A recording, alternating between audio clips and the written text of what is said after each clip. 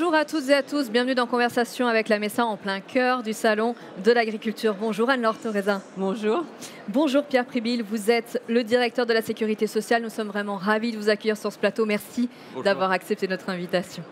80 ans, c'est généralement l'occasion de faire le bilan, de célébrer. Vous nous direz un petit peu plus tard ce que vous avez prévu pour cette année si particulière. Mais avant tout, est-ce que vous pouvez nous rappeler pourquoi un jour la sécurité sociale a-t-elle été créée et sur quelles valeurs elle s'est fondée ? Oui, 80 ans, c'est l'occasion de se souvenir d'où vient cette sécurité sociale. Elle a été créée en 1945, au lendemain de la Seconde Guerre mondiale, et c'est tout sauf un hasard. Elle est née d'un vaste consensus politique, social, au sein du Conseil national de la résistance, avec une ambition qui était de remettre en priorité première la dignité des personnes, la dignité de l'être humain, faire en sorte que un humain, une famille ne puisse pas tomber dans la pauvreté simplement du fait d'un aléa de la vie. Ne pas tomber dans le dénuement du fait de la maladie, d'un accident du travail, de la vieillesse ou du fait de devoir avoir des charges de famille. C'était ça l'ambition des pères fondateurs de la sécurité sociale. Et pour cela, ils ont créé un système de solidarité dans lequel la règle est que chacun contribue selon ses moyens et chacun reçoit selon ses besoins. Alors 80 ans, c'est énormément de dates, mais plus que des dates, c'est 80 ans de progrès social qui ont amené à cette sécurité sociale que nous connaissons aujourd'hui et qui est devenue un véritable pilier de notre République sociale. Est-ce qu'il y a des dates qui ont été vraiment marquantes ? J'imagine que oui. Il y en a, mais je ne voudrais pas résumer la sécurité sociale à des dates de création de prestations. Ça serait un raisonnement un peu administratif, un peu facile. Je pourrais vous dire en quelle année a été créé le minimum vieillesse, en quelle année a été créée telle ou telle prestation, mais en fait, par-delà ces prestations, ce qui compte, c'est le fait que nos concitoyens ont accepté et ont voulu, pas juste accepté, voulu mettre en commun des moyens pour se protéger les uns les autres, faire société en quelque sorte, et se prémunir, c'était l'ambition des pères fondateurs, contre le retour d'une forme de barbarie et de négation de ce qu'est la dignité humaine. Anne-Laure Thorezin, si nous faisons le parallèle avec la MSA, quelles sont les grandes étapes de la MSA depuis sa création et les valeurs qu'elle porte depuis ses origines ?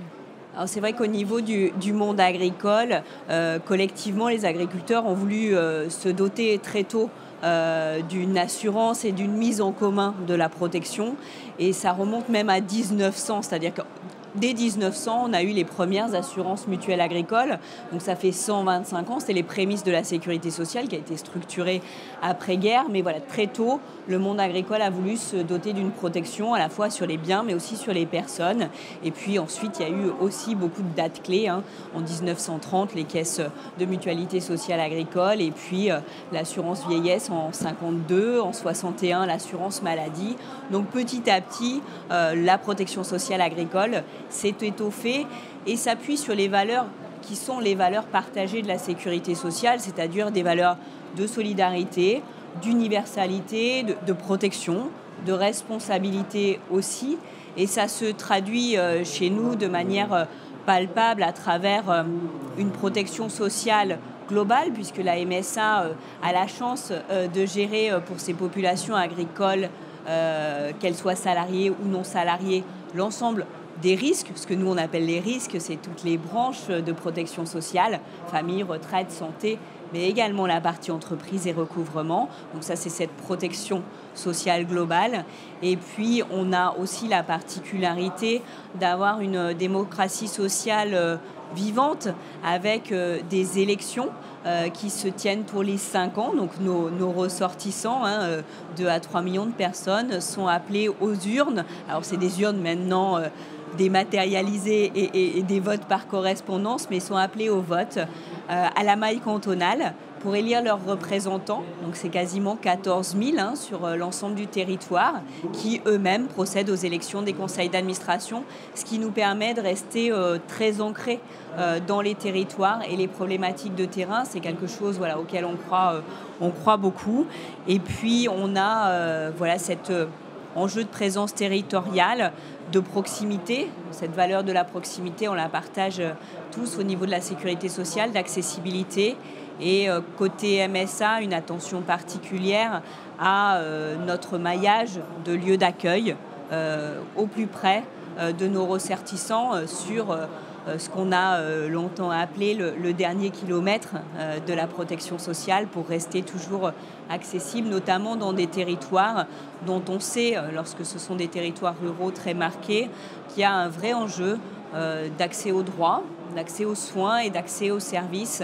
Donc la MSA, en lien avec les pouvoirs publics, c'est notamment toujours beaucoup investi sur les sujets d'accueil de proximité et en particulier les France Services, voilà, qui est un dispositif auquel on croit beaucoup, qui permet d'apporter de l'accès aux services au plus près des citoyens dans l'ensemble de nos territoires. Pierre Pribile, 80 ans de sécurité sociale, ce sont aussi des progrès sociaux qui marquent la vie, qui ont marqué la vie des Françaises et des Français. Oui, c'est un niveau de couverture qui n'a cessé de s'étoffer dans le temps, depuis 80 ans et même avant, puisque certains régimes ont des histoires encore plus longues, et c'est le cas du régime agricole. C'est un niveau de couverture qui s'adresse à tous nos concitoyens. C'est la capacité d'avoir accès à aux soins dont on a besoin sans se poser la question de savoir si on en a les moyens. Et on ne s'en rend pas compte parce qu'on en a pris l'habitude, mais c'est une exception dans le monde. Donc nous devrions être très fiers et soucieux d'ailleurs de le maintenir et de l'entretenir. C'est un revenu, une pension de retraite pour tous nos retraités. C'est une protection, ce sont des allocations familiales aussi qui sont versées à toutes les familles dans notre pays. Bref, mais par-delà ces prestations, si on s'intéresse au progrès social que la sécurité sociale a permis dans notre pays, c'est vertigineux de se retourner, de regarder ce qu'était la société il y a 80 ans et de comparer à la société qui est la nôtre aujourd'hui. Regardez par exemple l'augmentation énorme de l'espérance de vie. Regardez la baisse énorme de la mortalité infantile, la hausse du taux d'activité des femmes dans notre pays. Regardez aussi la baisse du taux de pauvreté, et en particulier du taux de pauvreté des personnes âgées, grâce à notre système de retraite. Alors la sécurité sociale a permis tout cela. Elle n'est pas la seule à avoir permis le progrès médical. Ce n'est pas la sécurité sociale qui le génère, mais le fait que tous nos concitoyens, quelle que soit leur situation, quel que soit leur revenu, accèdent au meilleur niveau de progrès médical, c'est ça qui fait que l'espérance de vie de tous nos concitoyens s'améliore. Donc c'est ça le vrai résultat de la sécurité sociale, et c'est ça que nous devons nous attacher ensemble à préserver. Anne-Laure Thorezin, du côté de la MSA, là aussi de nombreuses avancées ont été obtenues dans le monde agricole, l'occasion de rappeler l'importance d'avoir aussi ce régime spécifique.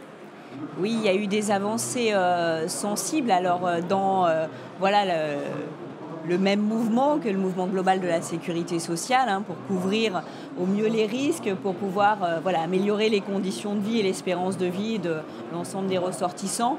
On a au niveau du régime agricole des salariés qui sont un régime dit aligné, c'est-à-dire qui bénéficient exactement des mêmes droits et dans les mêmes conditions que les salariés d'autres secteurs d'activité. Et puis on a une population d'exploitants, d'agriculteurs qui voient encore leur protection sociale s'améliorer parce qu'il y a encore des situations d'écart de droits par rapport à ce qui existe par ailleurs, et on a des belles avancées sur ces dernières années. Au début des années 2000, par exemple, a été mis en place la TEXA, qui est une assurance accident du travail. Et on sait que l'agriculture reste un secteur où l'accidentologie est grave et avec des effets sur la santé et la capacité de travail qui peuvent être marqués. On a eu aussi, au début des années 2000, la retraite complémentaire obligatoire qui n'existait pas jusque-là pour les exploitants. Donc voilà, c'est vraiment des avancées notables.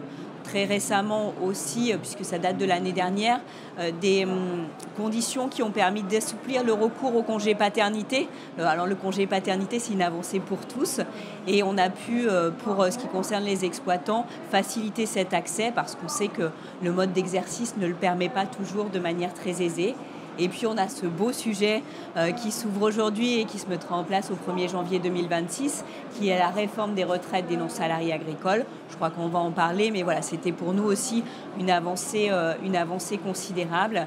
Et puis la MSA est vraiment un organisme de sécurité sociale au service de sa population agricole, au service aussi des pouvoirs publics, qui permet de prendre en compte les spécificités de ce monde agricole. Spécificités, j'en ai parlé un peu autour de l'accidentologie. Donc on a des actions de prévention des risques professionnels qui sont adaptées aux différentes typologies de filières, aux différentes typologies d'entreprises pour les accompagner au mieux. et on a cette chance des équipes pluridisciplinaires, c'est-à-dire qu'en santé sécurité au travail, on a des médecins du travail, on a des conseillers en prévention, on a des infirmiers en santé au travail, des assistants, et ça nous permet d'avoir, si je puis le dire ainsi, vraiment une force de frappe et d'intervention qui est très complète en termes de compétences. Et puis on a des actions qui permettent de répondre aussi aux spécificités de ce milieu, notamment avec des enjeux très forts autour de la prévention du mal-être agricole. 2025, on le sait, c'est la santé mentale qui est affichée comme grande cause nationale. En MSA, on s'est saisi de ce sujet très tôt parce qu'on a malheureusement, et c'est encore le cas aujourd'hui, un risque de mortalité par cause de suicide qui est très élevé par rapport au reste de la population. Donc voilà, la MSA s'adapte aussi aux besoins de sa population et a mis en place des plans d'action très complets, en lien là aussi avec le coordonnateur interministériel du plan mal-être. Donc voilà, je pense que le plus de la MSA, c'est de pouvoir non seulement assurer son rôle d'organisme de sécurité sociale plein et entier, mais en plus de développer des singularités qui rentrent en résonance avec les particularités du monde agricole que l'on sert. Alors, vous l'avez évoqué, dernière réforme très attendue, celle des retraites, forcément. Pierre Prébille, une avancée. Ah oui, Anne-Laure vient de l'évoquer. C'est vrai que c'est sans doute une des plus belles mesures de la loi de financement de la sécurité sociale pour 2025. Elle est d'ailleurs d'une technicité redoutable et a mis à l'épreuve mes équipes dans la rédaction de ce texte. Et il nous met maintenant à l'épreuve dans la réussite de sa mise en œuvre, parce que là aussi, techniquement, tout ça a l'air simple, mais ça ne l'est pas du tout. L'objectif de tout ça, c'est d'abord et avant tout une mesure de justice. C'est-à-dire que l'objectif de calculer la retraite sur les 25 meilleures années de revenus et pas sur toute une carrière, c'est de se dire que on ne peut pas pénaliser le revenu d'un retraité parce qu'une année a été mauvaise. Et c'est vrai pour un salarié, mais c'est peut-être encore plus vrai pour un agriculteur quand on sait les aléas auxquels les exploitants agricoles sont soumis dans l'exercice de leur métier. Voilà, un aléa climatique, malheureusement, on sait tous dans notre vie quotidienne, ça arrive. Un aléa climatique peut avoir pour effet, dans le système actuel, de pénaliser pendant toute sa retraite un exploitant agricole.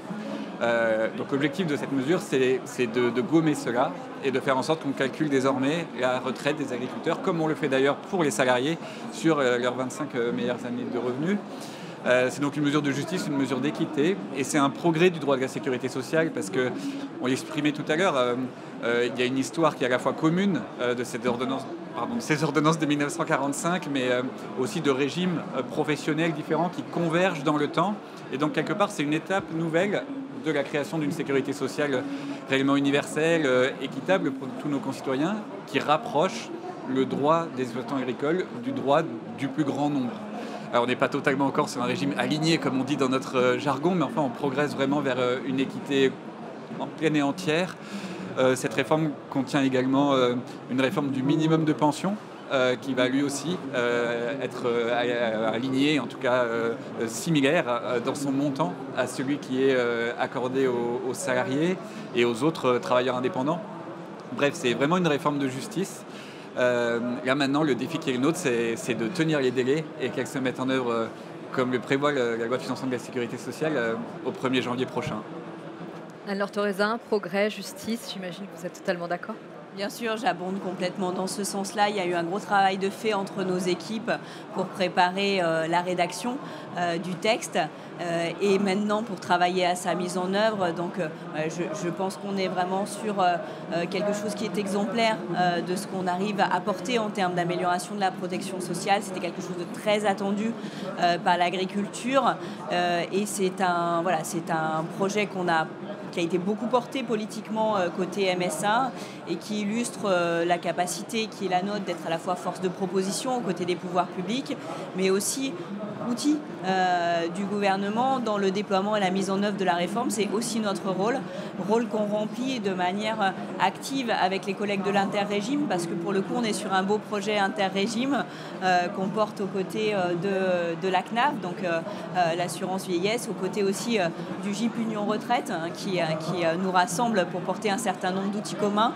Donc je trouve que c'est aussi très illustratif de ce qu'on arrive à faire de positif en termes d'avancée, à la fois avec les pouvoirs publics, le ministère et aussi les autres acteurs de l'interrégime, puisqu'on participe évidemment de manière pleine et entière à ce grand et beau concert de l'interrégime. 31,5% du PIB de la France, soit 1,5 fois le budget de l'État, avec une loi de financement annuelle spécifique. La sécurité sociale, c'est aussi, il faut le rappeler, une gestion responsable et transparence. Oui, chaque année, ce budget considérable désormais de la sécurité sociale, ce budget qui ne tombe pas du ciel, ce sont nos concitoyens qui cotisent et qui mettent en commun cet argent pour se protéger les uns les autres contre les aléas de la vie. Donc plus de 650 milliards d'euros de budget mis en commun, c'est évidemment énorme. Chaque année, ce budget est présenté, voté par le Parlement à l'occasion d'une loi de financement de la sécurité sociale, avec un objectif qui est tout simplement de l'équilibrer. Alors c'est pas un objectif, j'entends parfois un peu comptable ou de budgétaire un peu étroit. C'est être à la hauteur de ce qu'est la sécurité sociale. C'est-à-dire que la sécurité sociale, c'est la solidarité entre les citoyens.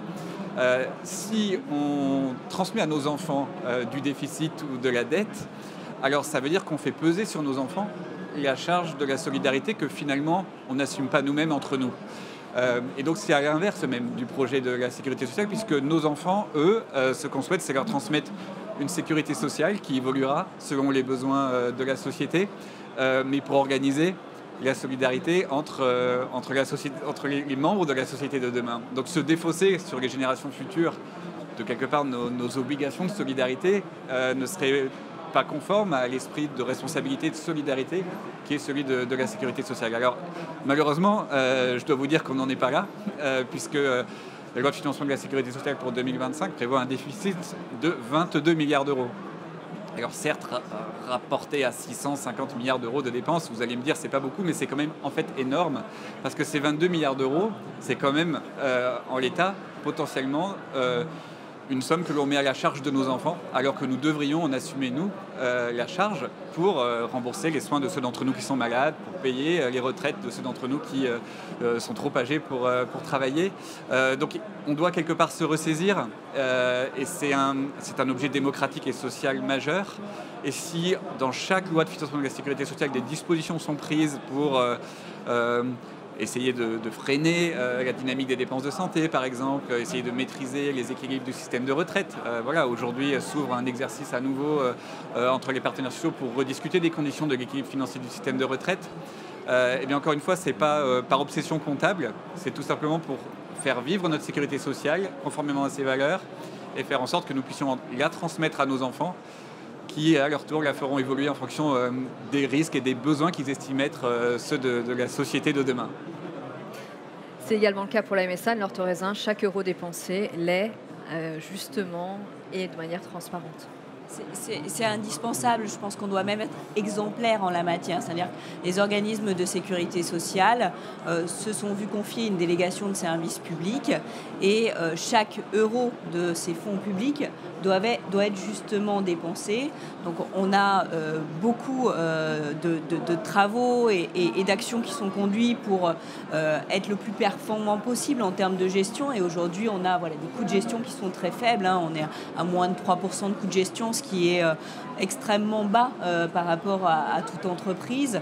On a aussi, et c'est normal, des corps extérieurs qui nous contrôlent, qui vérifient que l'action que l'on conduit est faite conformément à l'attendu et sous cet angle de bonne gestion. Donc la MSA, tous les ans, a ses comptes qui sont certifiés, c'est extrêmement important, c'est une manière de reconnaître la rigueur et la bonne gestion qui est la nôtre.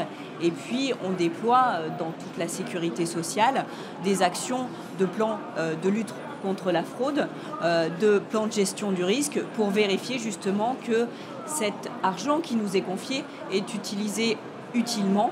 Et on fait ça en utilisant tous les moyens à notre disposition, et notamment on investit de plus en plus parce que la sécurité sociale est moderne dans les nouveaux outils qui sont les outils liés à la data, l'exploitation de la data ou l'intelligence artificielle, pour identifier, cibler nos actions et être le plus efficient possible. Encore une fois, parce qu'on a conscience que ce budget qui nous est confié doit être utilisé intelligemment et le plus efficacement possible. Et puis, on se place aussi tous dans cet enjeu qui est l'enjeu de la responsabilité sociale de nos entreprises. Donc, on travaille à la décarbonation de nos actions, à la limitation de nos déplacements, à la limitation de nos consommations énergétiques et on prend vraiment une part active à ces enjeux sociétaux très forts qui, évidemment, nous parlent en tant qu'acteurs de la sécurité sociale. Donc oui, la sécurité sociale, nous sommes des organismes responsables et on a l'intention de continuer d'accentuer ces actions dans la matière. Pierre Pribille, sécurité sociale, traversé les crises, elle a passé les modes, elle reste toujours dans l'innovation, elle est moderne. Elle est moderne à 80 ans. Alors je dirais qu'elle a fait plus que traverser les crises, elle protège nos concitoyens contre les crises. Souvenons-nous la crise Covid qui a frappé toute notre société. Imaginons-nous dans une société où il n'y aurait pas eu de sécurité sociale. Comment les gens auraient-ils accédé aux soins? Comment aurait-on accédé aussi vite à des vaccins? Comment aurait-on protégé l'activité économique? Et comment aurait-on pu repartir après cela?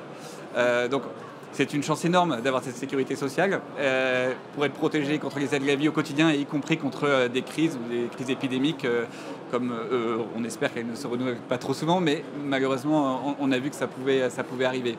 Alors c'est vrai que la sécurité sociale, elle évolue dans le temps, parce que c'est le fruit de la décision de nos concitoyens, de la délibération du législateur, mais c'est surtout parce qu'elle doit s'adapter au quotidien à l'évolution des besoins de la société. Et donc cette sécurité sociale, elle déplace ces interventions parce que la société elle-même voit différemment les risques ou les aléas de la vie tels qu'ils se présentent à nos concitoyens. Un bon exemple, c'est la création finalement très récente d'une 5e branche de la sécurité sociale pour faire face au risque de perte d'autonomie, que ce soit lié à un handicap ou à l'avancée en âge. C'est vrai qu'on est dans une situation de vieillissement de la population qui est d'abord et avant tout une bonne nouvelle, parce que ça veut simplement dire qu'on vit plus longtemps et qu'on est mieux soigné, mais le corollaire, c'est de plus en plus de personnes qui ont un très grand âge et parfois voient leur autonomie affectée. Et bien voilà, la sécurité sociale s'organise pour créer une branche qui prend en compte et va mieux couvrir demain ce risque-là. Un autre exemple que je peux vous citer, c'est dans le cadre des actions de la branche famille, qui a organisé une agence de recouvrement des impayés de pension alimentaire parce qu'il apparaît que nous sommes dans une société où voilà, les séparations sont nombreuses, ça arrive et parfois le fait de ne pas payer une pension alimentaire conduit une famille à une situation qui peut être une situation d'extrême pauvreté, tout ce qu'on veut éviter quand on crée un système de sécurité sociale. Et bien, ce nouveau service, là aussi, vient couvrir ce nouveau risque qui s'est largement développé dans notre société aujourd'hui. Et puis à côté de ça, Anne-Laure le disait tout à l'heure, les caisses de sécurité sociale, elles s'efforcent au quotidien d'innover dans la façon dont elles rendent le service à l'ensemble de la population. Et par exemple, dans le secteur agricole, quelque chose qui peut avoir l'air anodin, mais le titre emploi simplifié agricole, qui est une façon de simplifier au maximum les formalités déclaratives des agriculteurs lorsqu'ils ont affaire ou lorsqu'ils doivent avoir embaucher quelqu'un pour une courte période, et bien c'est aussi une façon de faciliter la déclaration tout simplement d'un travailleur. Parce que s'il n'y a pas de travail déclaré, il n'y a pas de cotisation. S'il n'y a pas de cotisation, il n'y a pas de sécurité sociale. Cet anniversaire, c'est aussi l'occasion, peut-être de communiquer sur ce qu'est vraiment la sécurité sociale et qu'on oublie aussi. Et peut-être aussi de rendre fiers celles et ceux qui y travaillent au quotidien. Vous le disiez, c'est une sacrée équipe derrière qui travaille. Oui, au total, l'ensemble des caisses de sécurité sociale sont présentes sur tous nos territoires. C'est 150 000 personnes qui travaillent dans l'ombre et qui font en sorte que la sécurité sociale telle que je vous l'ai présentée, ces valeurs ne sont pas juste un slogan. À la fin, c'est réellement une prestation qui est servie à quelqu'un qui en a besoin. Ces 150 000 personnes, je sais qu'elles sont très très fières de leur travail, mais elles sont aussi très discrètes parce que voilà, elles travaillent en étant heureuses, je pense, de rendre service à tous nos concitoyens, mais sont des travailleurs de l'ombre. Alors cet anniversaire, c'est aussi l'occasion de valoriser leur travail, de se rappeler que sans elles, la sécurité sociale est un slogan un peu creux et que pour chaque jour, si on a besoin, malheureusement ça arrive d'aller à l'hôpital et qu'à la fin on ne sort pas notre carnet de chèques, et bien c'est parce que derrière des femmes et des hommes organisent le fait que l'argent de la solidarité arrivent à l'hôpital pour que nous bénéficions des meilleurs soins possibles sans nous préoccuper des moyens que l'on a ou parfois que l'on n'a pas pour payer ces soins. Donc ces 150 000 personnes, c'est aussi un moment aussi de leur rendre hommage tout simplement et de les remercier du travail qui est le leur au quotidien. Alors vous, on a parlé de modernité, on a parlé d'innovation. Quels sont les enjeux de demain, Pierre Pribile ? Finalement, il y a deux enjeux. Le premier, c'est une urgence, c'est d'être au rendez-vous du financement de notre système de sécurité sociale. C'est une vraie préoccupation aujourd'hui et c'est vraiment une urgence. On peut toujours parler d'avenir, mais si on n'est pas aujourd'hui au rendez-vous du financement d'un système dont on a raison d'être fier, eh bien en fait, on obère son avenir. Et le deuxième enjeu, c'est d'anticiper l'évolution des besoins de la société. On est par exemple dans une société qui vieillit. Eh bien, il faut réinterroger en permanence notre sécurité sociale, ses paramètres, les paramètres de notre système de retraite, la façon d'accompagner le vieillissement de la population, de prévenir la perte d'autonomie, de prévenir l'essor des maladies chroniques. Bref, quelque part d'anticiper ce que sont les aléas de la vie, la façon dont ils évoluent en fonction des évolutions de notre société. Donc à la fois sécuriser le présent et puis préparer l'avenir. Et pour vous, Anne-Laure Thorezin, les enjeux, nombreux aussi. Alors les enjeux sont évidemment identiques avec des focus un peu particuliers par rapport à la MSA. Donc sur 2025, on a un certain nombre d'évolutions à apporter. On continue de travailler sur l'enrichissement des offres de services qu'on propose à nos publics. Et on a des publics assez divers, puisqu'on a tout à la fois des familles, des entreprises, des retraités. Donc on a vraiment ce travail à faire de réflexion et de construction d'offres qui soient complètement adaptées aux besoins et d'offres de bout en bout sur des logiques de parcours. On a la chance de pouvoir avoir justement la gestion de l'ensemble des risques et des prestations, donc de pouvoir construire ces logiques de parcours pour les situations de familles qui attendent un enfant, sur les situations de séparation, on en a parlé, mais aussi de création d'entreprises, de cessation d'activité. Donc voilà, vraiment des logiques de parcours.